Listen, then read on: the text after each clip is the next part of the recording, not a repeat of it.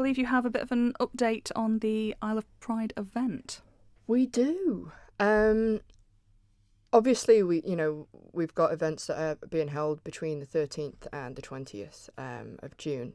And we are working very, very hard behind the scenes to make sure that all of these go ahead and that we can give everybody the festival that they deserve and that we've promised them. However, we do have one event that we can tease a little bit, and it's quite fortuitous after yesterday's apology as well.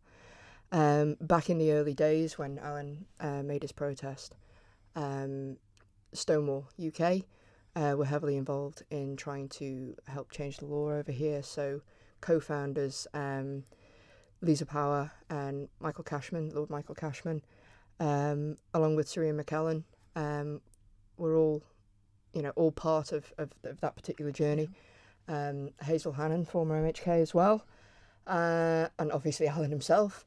And we have an event on the 19th of June, which will be it's called Queer Story, and it's kind of our life through a lens. So there'll be a series of short films that look at the darker days of the Isle of Man history, if you like.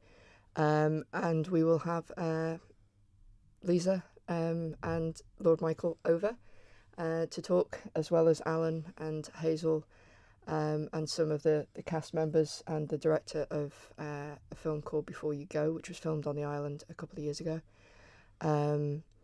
And yeah, so it's going to be a few short films and an opportunity to do some Q&A, and that'll be at the Manx Museum. How much of a coup is it to be bringing these names to the island? I'd say it's a pretty big one, to be fair. I mean, I've been in touch with them for a couple of months, and obviously they're very busy people. Lord Cashman is actually he's about to release his new book on the 6th of February, which I'm very much looking forward to read. And obviously, so he's very busy with literary festivals, but he was over the moon to be part of this, and we are super excited to have him here. And Lisa as well as co-founders of Stonewall, and to have Alan there to be able to speak to the younger generation. So it's kind of a look. It's a look at our past, our present. How far we've come and what we can do in the future, what needs to be done now, and going forward. So we'll also be having representatives of the island's youth LGBT group. So yeah, it should be a really exciting event, hopefully, and.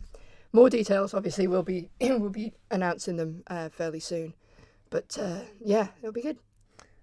I think we're very keen to make sure that, I think when people first think of Pride, it is the procession, it's the big party. That's a huge part of it.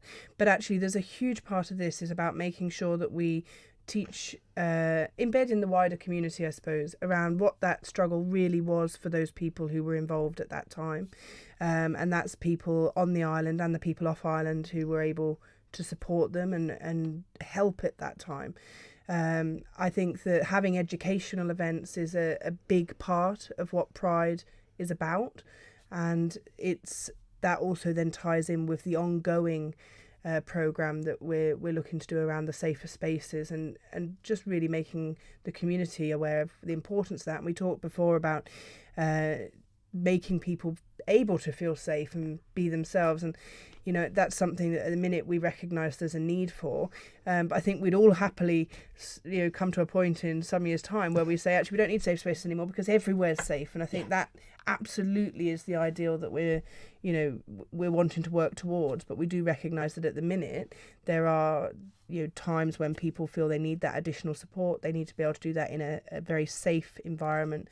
They want to be able to come and talk to people, seek not just support but information, and I think that that's something that we see ourselves as being able to deliver and work with the wider community to be able to help their understanding of how we can all work together, because certainly people within the LGBT community are also in all our other communities, and that's what's so great about all diversity is actually, when you start to look, there is no single community that's just in a complete bubble, because actually we all have a spider's web of connections that come out from us, and that's what makes our community so special, and it's how we can help to embrace that and really make that work better for everyone. And we're also working very hard with excuse me, with working with charity partners. So we have been in touch with Samaritans who are on board, Samaritans Isle of Man, Victim Support Isle of Man as well, who also, they have an awareness week coming up next week, which we are fully supporting, which is the Sexual Abuse and Sexual Violence Awareness Week. So if you want to support that, visit their website. And I'll Listen is somebody that, it can be very much linked.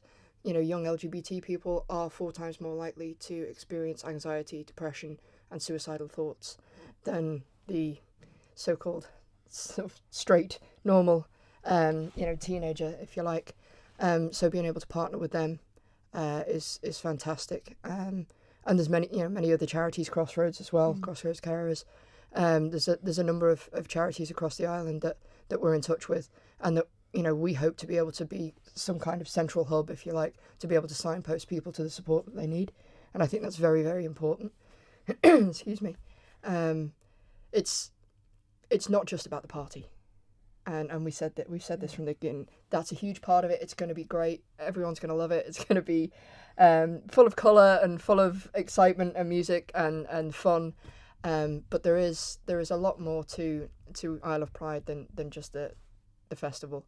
And it's these long-standing initiatives and safe spaces and inclusivity that ultimately is the driving heart of it. Yeah, and it's a learning journey for everyone, because certainly one of the things that we want to do is make sure we look at making our events accessible. And, we've been very glad that people have given us feedback on that, talked to us about opportunities, and that's something that I think is really important. But equally, we see ourselves in a position to be able to provide that level of support to other organisations in terms of how they can make their services accessible to the LGBT community. And actually, it's about that working together. So those charity partnerships we see as a real positive opportunity for various charities across the island to look at how they can work together to actually get a better in-reach into the communities that we all seek to represent.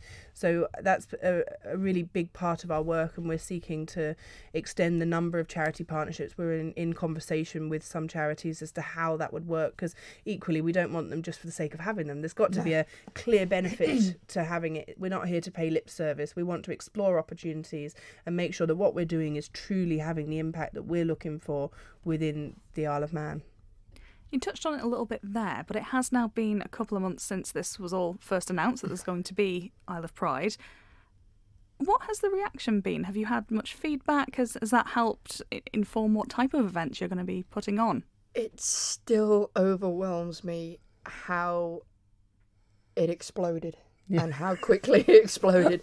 I was looking through the post that we put up yesterday about the acknowledging the apology, and I think we're up to 6,000 or 7,000 views with so many engagements. Social media analysis is not my strong point, I'm not going to lie, but I mean our first initial post was only, "Hi, this is who we are," and that was kind of my fault in my naivety, and I think we reached something like 29,000 people in 4 days.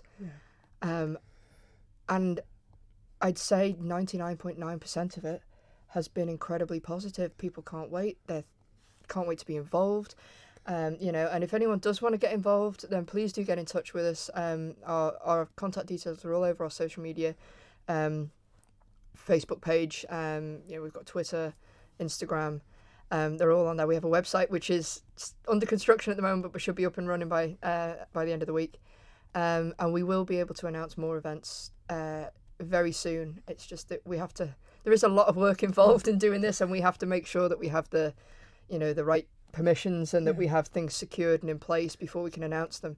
Because we don't want to announce something and then not be able to deliver it. So once we've got confirmation and dotted all the I's and crossed the T's, then more information will be forthcoming, I promise. And for people who've got in touch, there's going to be things starting to come out soon Yes, where we're very going to soon. really need your engagement. So I would say, we may not have got back in touch with everyone. It has been a massive undertaking in terms of the number of communications we've had, but we're very aware that we've got that really core support, and that's really important. But one thing we have put out via the Isle of Pride page that Zoe's put on is asking people to share exactly what you just said, actually, with what Pride means to us, and asking people to do either a mini photo or a little video, because we want to try and incorporate those where people give their permission into our bigger sort of picture of what Pride's about, because we've had some really beautiful messages about why this is so important to people, and we want to try and encapsulate that, because we think that's a really important story to tell about why the time's right, the time's now, and it's not just a party. There's a very profound message that comes with this, and that all ties together actually really well, I think, with that very important apology that was delivered with such sincerity yesterday by Howard Quayle. And we've got LGBT History Month is coming up in February, so Saturday we start, and we want to hear from our community, from people. Who are your heroes? What part of history do you want to explore and to look at? Is there other people who are unsung and should be recognised for the work that they've done for the LGBT community and throughout history, with a Manx connection. Obviously Alan has sort of dominated the board completely, and quite rightly so. But who else? And we want to hear from people. We want their stories.